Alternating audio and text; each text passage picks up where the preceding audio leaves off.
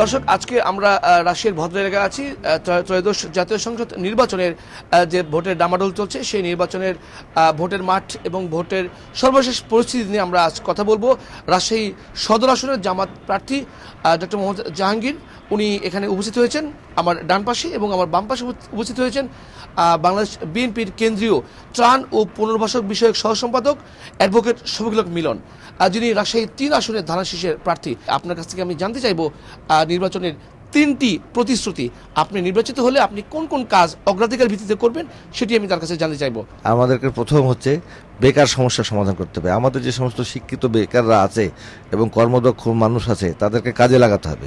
সেটা যারা শিক্ষিত বেকার আছে তাদেরকেও লাগাতে হবে, যারা উদ্যোক্তা আছে তাদেরকেও নিতে হবে, এবং প্রান্তিক যে সমস্ত গোষ্ঠী আছে তাদেরকেও কাজে লাগাতে হবে। আর 2 নম্বর হচ্ছে যে আমাদের এইখানে অ্যাগ্রোবেজের, বিশেষ করে কৃষিভিত্তিক ইপিজেড নির্মাণ করলে আমাদের, যেহেতু এটা গ্রাম অঞ্চল এবং শহরের সঙ্গে সম্পৃক্ত, সেটা আমাদের একটা ভালো পরিকল্পনা করতে হবে। তারপর হচ্ছে 3 নম্বরের কথা যেটা বলেন, অবশ্যই সেটা হচ্ছে আমাদের স্বাস্থ্যসেবা। এখনও লক্ষ্য করি যে এই যে ভারতীয় হাই কমিশনের ওখানে লাইন ধরে থাকে সব ওই ভিসার জন্য। আমাদের রাজশাহীতে যে সমস্ত নতুন বিশেষ করে বিশ্ববিদ্যালয় হচ্ছে, মেডিকেল বিশ্ববিদ্যালয়, সেটাকে আধুনিকরণ করতে হবে। পাশাপাশি স্পেশালাইজ যে সমস্ত চিকিৎসার ব্যবস্থা, সেইগুলোকেও আমাদেরকে গুরুত্ব দিতে হবে। পাশাপাশি আমাদের একটা পরিকল্পিত নগরায়ণ থাকে, পরিকল্পিত আবাসন থাকে, যে সেখানে খেলার মাঠ থাকবে অন্ততপক্ষে, সেগুলোর দিকে আমাদের চর্চা রাখতে হবে। ডক্টর মোহাম্মদ জাহাঙ্গীর কাছে জানতে চাচ্ছি, আপনি যদি নির্বাচিত হওয়ার পরে 100 দিনের কার্যক্রম প্রথম কোন 3টি কাজে হাত দিবেন যদি বলতেন? আমি মনে করি আইন শৃঙ্খলা পরিস্থিতির উন্নয়নের জন্য প্রথমে আমাদের নজর দিতে হবে। 2 নম্বর হলো মাদককে আমরা জিরো টলারেন্স, মাদক মুক্ত আমরা সমাজ দেখতে চাই, গড়তে চাই। এই জন্য মাদক মুক্ত করার জন্য আমাদের চেষ্টা করতে হবে। এরপর হচ্ছে শান্তি শৃঙ্খলা, সমাজের শান্তি শৃঙ্খলা প্রতিষ্ঠার জন্য আমাদের কাজ করতে হবে। আমার মনে হয় এটাকে আমরা প্রথম প্রায়োরিটি দিতে পারি। তার পরবর্তী পর্যায়ে অন্যান্য যে সমস্ত ডেভেলপমেন্টের কাজ, এগুলো তো সেটা দীর্ঘমেয়াদী পরিকল্পনা। আমরা ইপিজেড স্থাপনের কথা বলেছি, আমরা চিকিৎসা সেবার উন্নয়নের কথা বলেছি। এগুলো একটা দীর্ঘমেয়াদী পরিকল্পনা, এটা তো 100 দিনের মধ্যে সম্ভব না, তবে প্রক্রিয়াগুলো শুরু করতে হবে। দুর্দান্ত কথা, নির্বাচিত হলে উনি এই 3টি কাজ করবেন। আমি যদি বলি যে ধানের শীষ প্রতীকী আপনাকে প্রভামোহনপুরে কেন ভোট দিবে লোকজন, অ্যাডভোকেট শফিকুল হক মিলনের জন্য কত শতাংশ ভোট পড়বে, ধানের শীষের জন্য কত শতাংশ ভোট পড়বে? ধানের শীষ হচ্ছে একটা ঐক্যের প্রতীক। এটা হচ্ছে এদেশের স্বাধীনতা সার্বভৌমত্বকে হচ্ছে সবচাইতে রক্ষা কবচ বলা হয়। জনগণ এই ধানের শীষের সাথে অত্যন্ত নিরাপদ থাকে, এবং এই ধানের শীষের জন্যই জনগণ বারবার বিএনপিকে 4 বার এ পর্যন্ত ক্ষমতায় নিয়ে এসছে ভোট দিয়ে। এবং পাশাপাশি আমি প্রায় 2013 সাল থেকে প্রভামোহনপুরে এই এলাকাটাতে কাজ করি। তাদের সঙ্গে আমরা আষ্টে পৃষ্ঠে একরকম একাকার হয়ে গেছি মিলেমিশে, এবং সেখানে কোনো দল নাই, দল মত নির্বিশেষে সর্বসাধারণের সঙ্গে আমরা মেলামেশা করার চেষ্টা করি।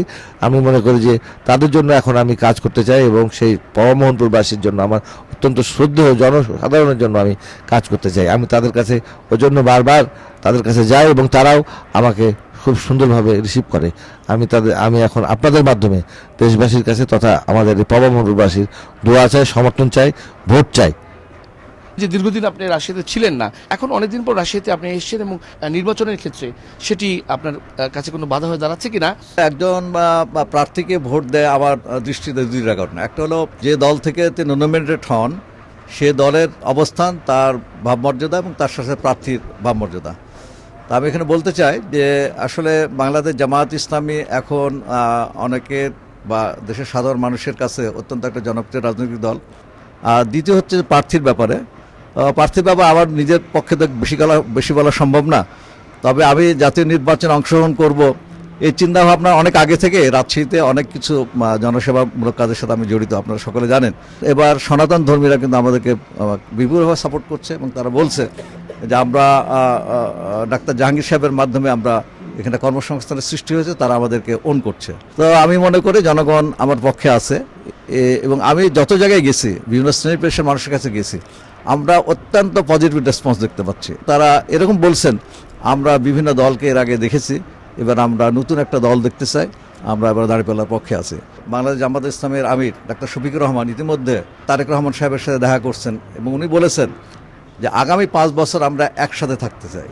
আমরা একটা ঐক্যবদ্ধভাবে যদি থাকি, এটা আমাদের জাতির জন্য তো কল্যাণকর হবে। কারণ আমরা যদি ডিভাইডেড থাকি, তাহলে আমি এভাবে বলি যে বাংলার আকাশে যে শকুনের আনাগোনা দেখছি আমরা, সেই শকুনটা আমার বাংলাদেশের স্বাধীন খামচে ধরবে, আধিপত্যবাদ আবার আমাদেরকে গ্রাস করবে। এই জন্য আমার ঐক্যবদ্ধ থাকা দরকার। তারেক রহমান কি সার্বিকভাবে দলের এবং আপনাদের সংসদ নির্বাচনের ক্ষেত্রে কতটা প্রভাব বিস্তার করতে পেরেছে বা পেরেছেন কি না আদৌ? নির্বাচনে যদি ক্ষমতায়নের কোনো একটা নিয়ামক শক্তি হয়ে থাকে, তাহলে সেখানে জবাবদিহিতা থাকতে হবে। সেই জন্য উনি আমাদের রাষ্ট্র মেরামতের যে 31 দফা আছে সেখানে সব কিছু স্পষ্ট করে বলেছেন এবং আগামী দিনের বাংলাদেশ আমরা কীভাবে গড়তে চাই, এটা আমার কাছে আমার মনে হয়েছে যে আমাদের তরুণরা, বিশেষ করে যারা প্রায় 3.5 কোটি ভোটার, তারা অত্যন্ত সুন্দরভাবে এই জিনিসটাকে অ্যাকসেপ্ট করেছে। আমার বড় ভাই জাহাঙ্গীর ভাই, উনি একজন ডাক্তার মানুষ এবং ওনারও অনেক ত্যাগ আছে এবং পাশাপাশি হচ্ছে রাজনৈতিক মাঠে আমরা দীর্ঘদিন একসঙ্গে আছি।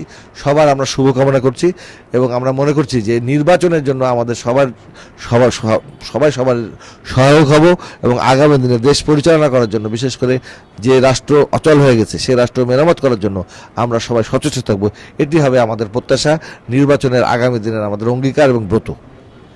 ধন্যবাদ। আমরা খুব দারুণ কথা শুনলাম এবং দুজন প্রার্থী তাদের খুবই দৃঢ়ভাবে তারা একটি কথা বলেছেন যে এবারে নির্বাচন হবে শান্তিপূর্ণ। 12 ফেব্রুয়ারি নির্বাচন হবে একটি আগামীর নতুন বাংলাদেশ গড়ার জন্য একটি নতুন ভাবনা এবং নতুন একটি গল্প। এমন নির্বাচন পুরো বাংলাদেশ জুড়ে হোক, এমনটাই প্রত্যাশা রাখছি। আমরা ফিরে যাচ্ছি স্টুডিওতে। আমরা পরবর্তী পর্ব আবার আপনাদের সাথে অন্য কোনো প্রার্থীর সঙ্গে দেখা হচ্ছে। আজ এই পর্যন্ত, সবাই ভালো থাকবেন।